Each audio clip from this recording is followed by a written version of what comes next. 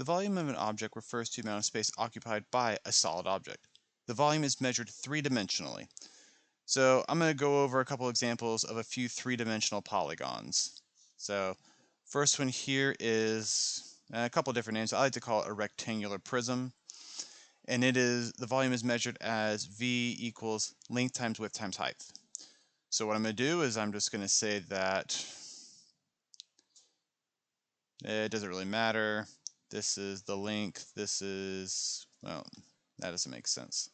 This is the height, this is the length, and this is the width. Doesn't really matter since it's all multiplying. So volume equals length, so 3 times the width times the height. So 3 times 3 times 4 is going to give me 36 cubic inches, because again it's measured three-dimensionally, so to the third power.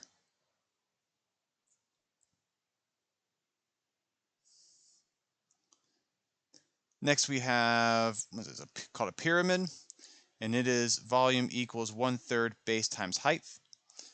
So we have an h equals 6, and we have this as 4 inches and 7 inches. The base is going to be the product of these two, so the base is going to be 4 times 7, which is 28. So that's my B. So volume equals 1/3 base, 28, height 6. Plugging it in, and that's going to end up giving me a volume of 56 cubic inches for this pyramid.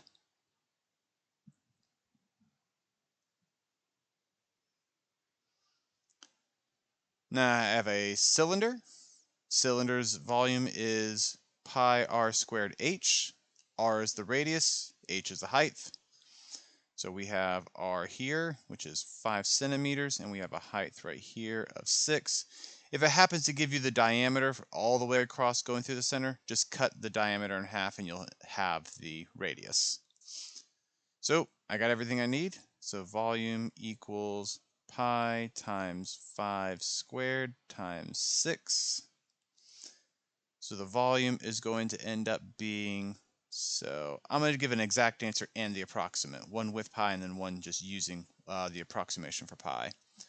So that's going to end up being 150 pi cubic centimeters. So there's the exact answer, but if you actually use the approximation for pi, you're going to get, let's see, let's call it or 471.24 cubic centimeters. So rounded to 2 decimal places. So here is the exact using pi, and here's the approximation using whatever the calculator deemed necessary for pi.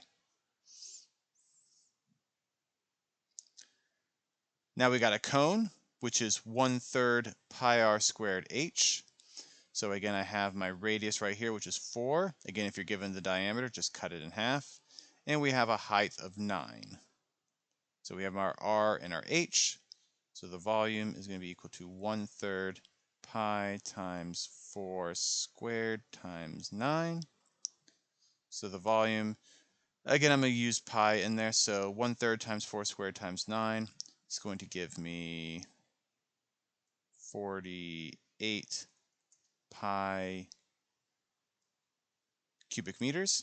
So this is my exact answer. And then using the decimal approximation in the calculator for pi, I'm going to end up getting 150.8 cubic meters for the volume of this cone.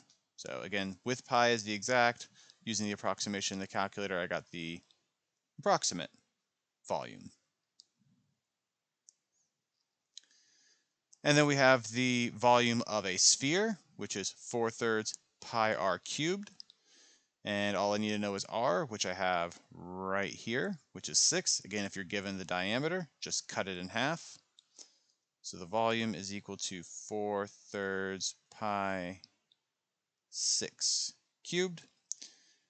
And I'm not going to stop a good thing. I'm just going to give a exact and the approximate. So leaving pi in there, I'm going to end up getting 288 pi meters cubed, so cubic meters. Or using the decimal approximation for pi in the calculator, I'm going to get 904.78 cubic meters. Just remember when you're writing out the volume, that has to be the units of measure cubed because it's measured three-dimensionally.